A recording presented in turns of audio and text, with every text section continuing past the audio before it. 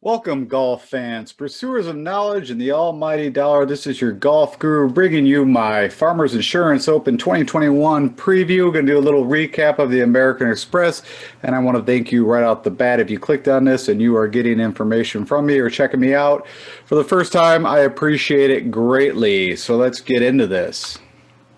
Hey, golf guru, it's you came here, and you better be picking me to win this weekend. So Siwoo will actually be in this upcoming tournament. We know he won the Amex, and Siwoo, I didn't have you as a pick for the American Express in my top plays, but I did have you in a few teams, but just didn't have the right guys with you. But congrats to Siwoo Kim. It's good to see. This was his third time winning on the PGA. His previous wins, which was a comp course we were looking at, was at the Players at TPC Sawgrass. He also won at the Wyndham, which I didn't really look as a correlation course. It is a shorter course. But anyways, congrats to Siwoo, someone that we have to keep our eye on. With Siwoo's game, he is an elite ball striker, tee to green. That's what we were looking at. The problem was the putting on Bermuda. Putting in general is typically where Siwoo falters. So anyways, let's just go and do a little more digging into the American Express. See if we can glean anything that we want to take away for this upcoming tournament. Sorry, I mentioned I've kind of highlighted some guys, some things just for our own knowledge. So Siwoo led tee to green, which is pretty typical. You're going to lead one of those categories if you're going to win a tournament. Of course, we had Patrick Cantlay, who did amazing at 29 birdies, made the cut on the number, and then just lit it up on the weekend, shooting 18 under. It looked like they might go to a playoff. And if my money would have been on actually Cantlay, if that would have happened, but it didn't.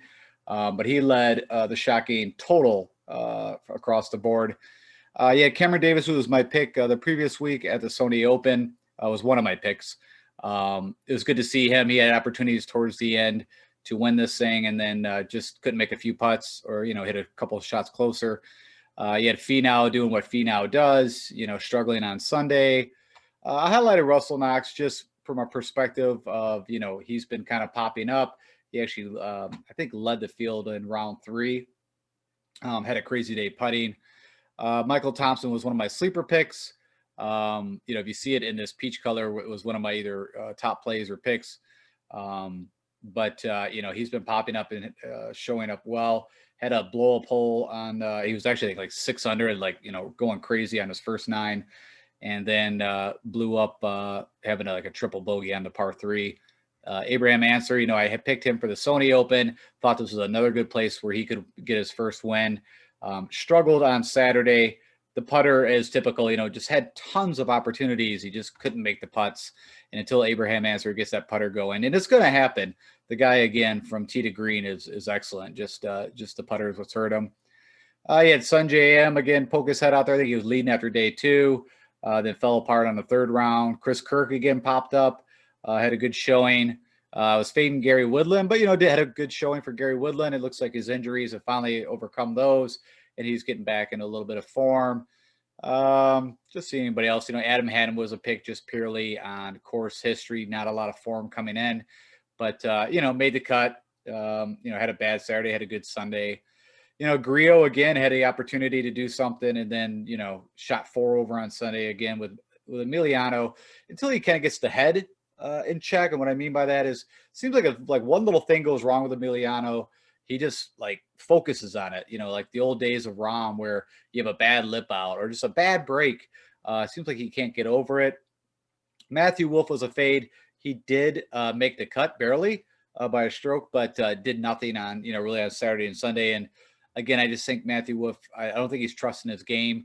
It's been a struggle, and I will keep fading him until I see something different. Charlie Hoffman, I just highlight him because I feel bad if you had Charlie Hoffman in your lineups. He was in contention. I think he played 2 holes on Saturday and then hurt his back. He is in the field this week, and we have to keep an eye. I don't know, if he'll withdraw or what's going on there. And of course, I did see where Rahm pulled out of the Amex. What I saw was because of his back, but he is in the field for the Farmers coming up here. So something that we have to think about as we, as the week progresses, and keep an eye on that. Just see if anything else that sticks out that I want to talk about. Scheffler was a disappointment. I thought it'd be a good fit. Did well here last year, but kind of struggled. Where did he specifically struggle? So approach was bad.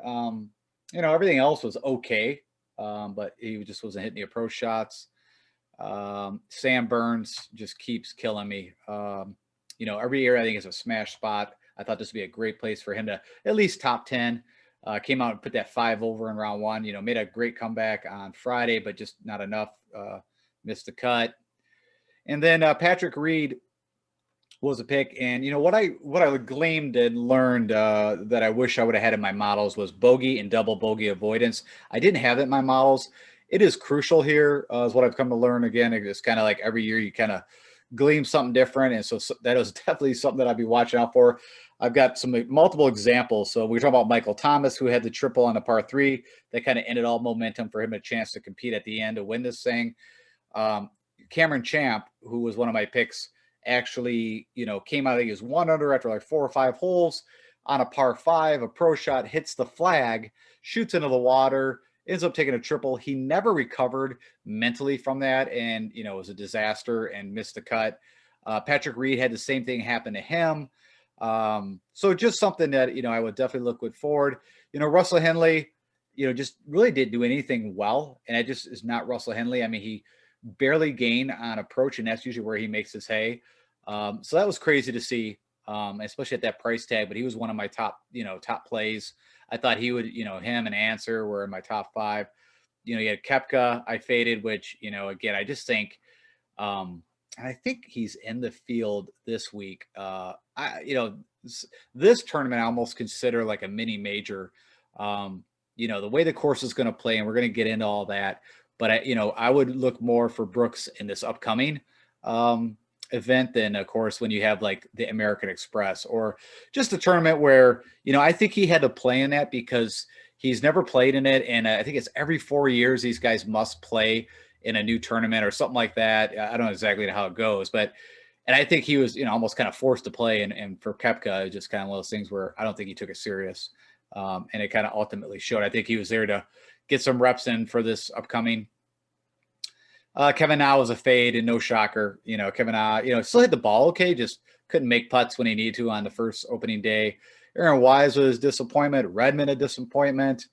Camilio was, a sleeper and, just was hoping with his approach game, but he fell apart second round. Straka, a disappointment. I thought was a good fit. And then Neesmith, I don't play a lot of Neesmith, but the model just kept showing him over and over and over.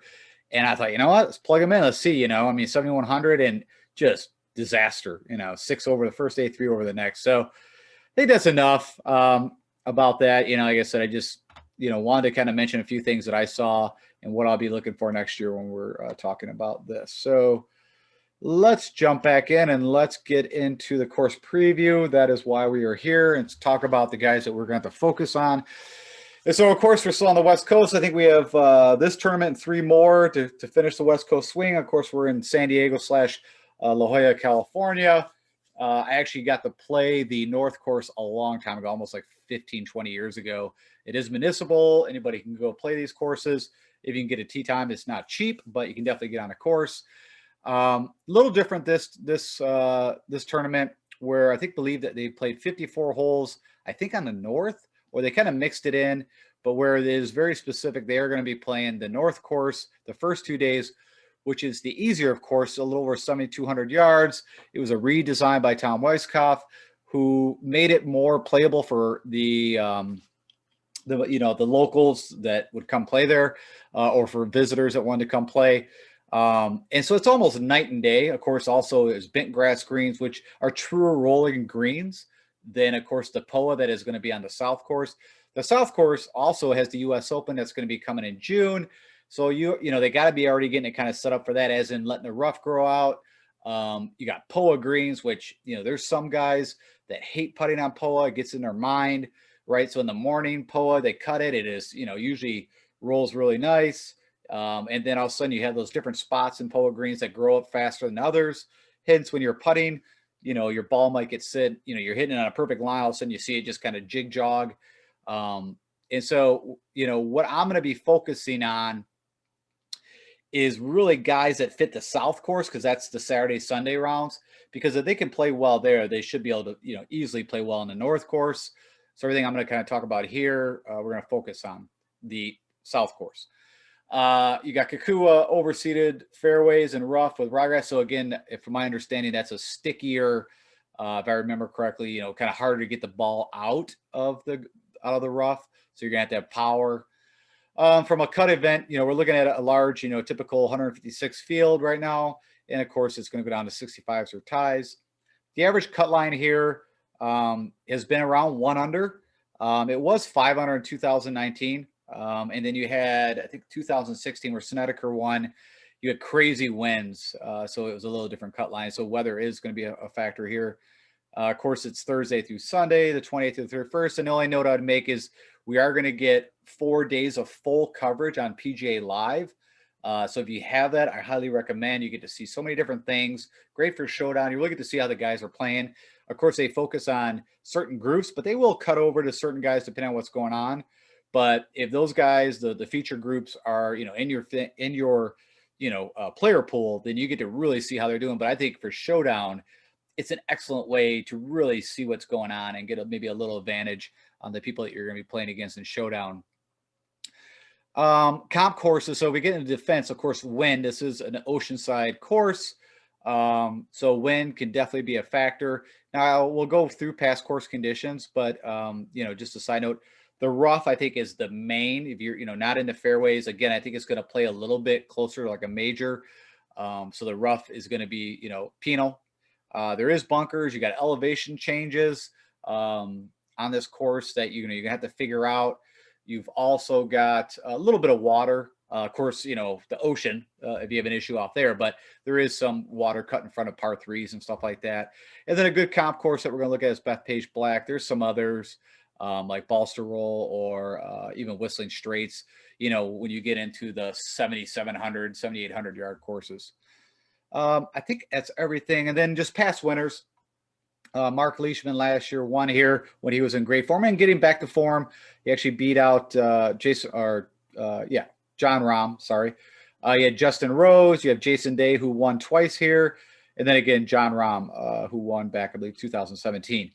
So, again, you can look at this group of golfers, and these are elite golfers, right? This isn't going to be the, Sony Open or, the random spin the wheel and anyone can win. It's not a short course, even though the North is. But again, we're talking about the weekend. Like I said, you're going to see guys, I have a feeling that, after Friday are going to be on that leaderboard that are going to be up in the, top 10. And then come the weekend, you won't even see them anywhere in the top 30. Like, I think the cream is definitely going to rise to the top. And then I just want to look at my notes here if there's anything else that I want to talk about. Tiger Woods will not be here. Of course, Tiger's won here 7 times, but he just had another back surgery. And it looks like he's going to be out for a couple months. So my expectations is that we'll see Tiger for the Masters in April. He'll be getting his game ready for that if he can play. That's where we'll see him next.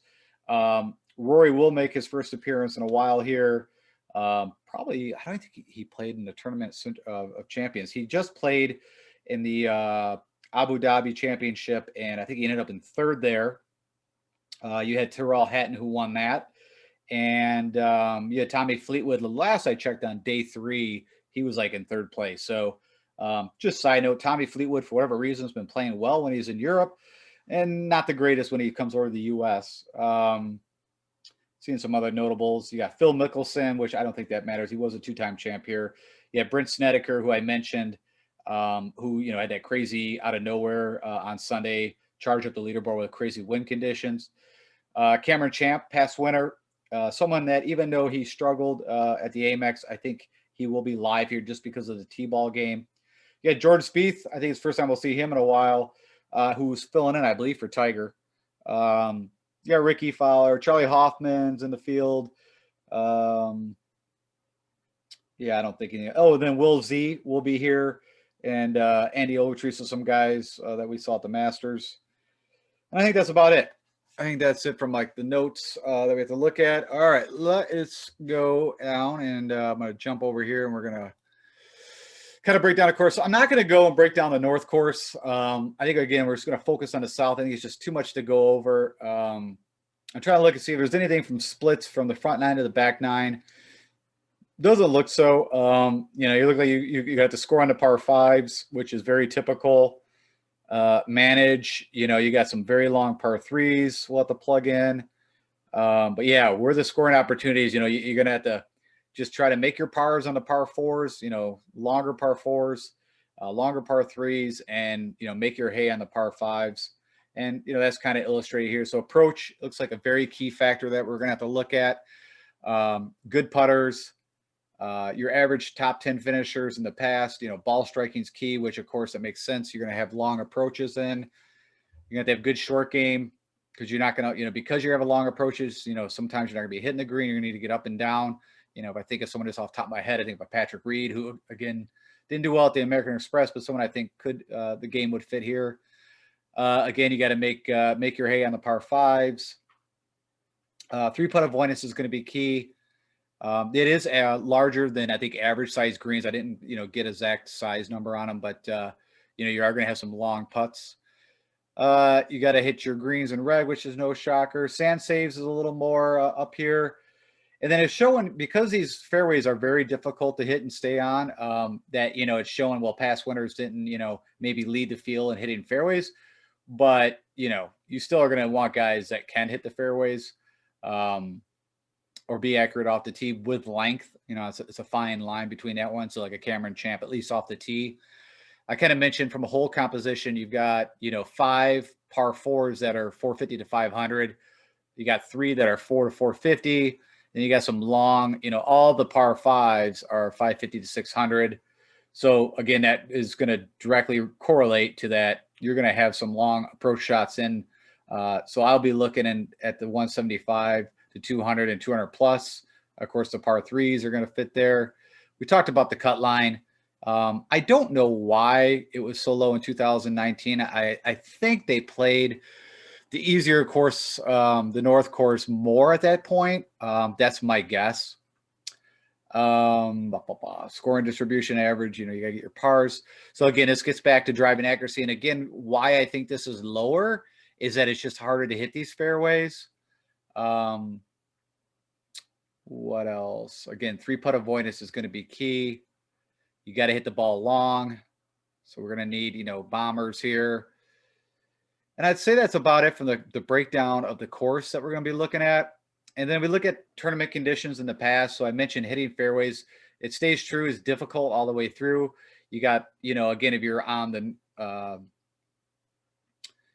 course, you're looking at the rough, and it's kind of interesting. It's saying on the south that it was average, but I think it's going to be long on both sides. I think, like I said, they've had to get some preparations going for the upcoming Open. And of course, when they make the Open, they make it very difficult. And then you'll notice from a wind perspective, I was looking at this, it's been pretty calm through the past. And then of course, you've got right here, the 4th round, the final round on 2016 is, like, as I mentioned, when British Snedeker came from back of the field and ended up winning. The guy likes to play in the wind. I think that's about it. Green speeds, lightning. So again, we need good putters and avoid the 3 putts. So it's going to be, it's like I said, you're going to need all the tool sets here. You're not going to have the guys that have 1 or 2 key tool sets, or, like a Luke List or a Siwoo Kim or someone that can hit the long ball and can hit good irons, but, gets lucky, just has another good day putting. Maybe is someone. So off the top of my head, Corey Connors. I think this is the first tournament he's playing in, I don't know, since maybe he played at Mayakoba, I believe, OHL. But he's someone that I'll be interested. I don't know what his price is going to be. So I am recording this around 1 o'clock Eastern time. So pricing has not come out, but we do have a look at the field. And so we just take a quick look at who's playing in this thing. And I already I created a quick key stroke gain category model. I wanted to just see where things have popped up. So if you put in, I think we need distance, but we also need to hit guys hitting fairways. They got to hit the greens, good on approach, good ball striking, Of course, putter, I've got at 10%. We got to put 3-putt avoidance in there. I want to see proximity from 200 plus. That's going to be key. And also from 175. They got to be able to manage the long par 4s, got to be able to score on the par 5s. And there's some sand. And then again, you're going to be scrambling because, these fairways are hard to hit. So I just kind of threw that together. I don't know if this is what the model exactly I will be using to do all my analysis for tomorrow. But, and the only thing I did from a filter perspective is I just put in 7,400 yards or more.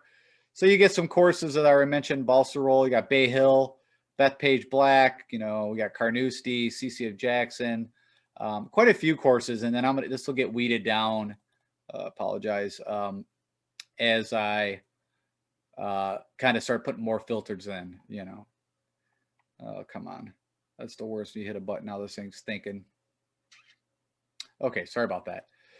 So under that, Rory, right out the bat, number 1. You got Schauffele, Fowler, excuse me, Koepka. We kind of mentioned him. Leishman, no shocker. Lucas Glover, that's an interesting one. Gooch had a pretty good showing at the American Express. You got Gary. I'm curious what his price is going to be now. Of course, Rahm, who's won here in the past. Who else? I just wanted to see.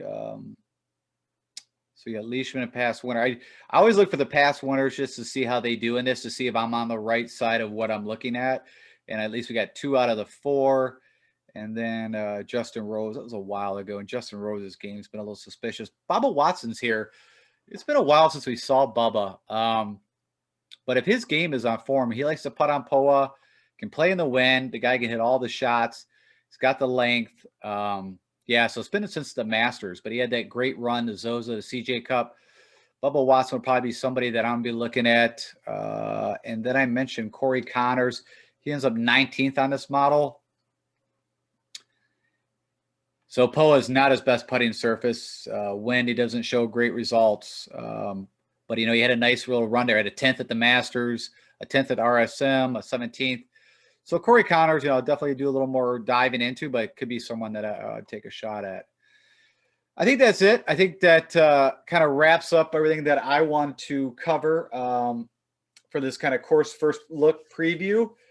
And I, again, appreciate it. If you are new and you like what you're seeing, click the like button. I will have my top plays and fades out tomorrow. And then I do a third show, which is kind of my sleeper overview show, and any news or anything that comes up that I want to make sure you guys are aware of.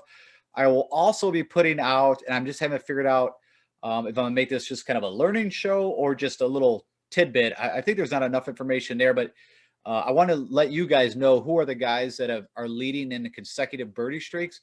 I think that is such a huge thing. I'm not going to reveal this right now, but when you get to see the guys who have consecutive birdie streaks and what that means, I think you're going to be very interested. And at least from a showdown perspective, is something that I think something I want to know. And you can't find this information. I had to go and do painful digging to get this. And so I think it's something I'm going to share with you guys. And so please subscribe and turn on your notifications. You'll know whenever my new shows are put out. If you have any questions or anything, you want to talk to me about, or anything from a betting perspective, hit me up at DFS Golf Guru on the Twitter sphere, and share this with anybody that you also know that's getting into DFS golf or fantasy golf, or, might find value. I'd appreciate it greatly. And that's it. So may all of our lineups here be alive and cashing going forward. And as if I kept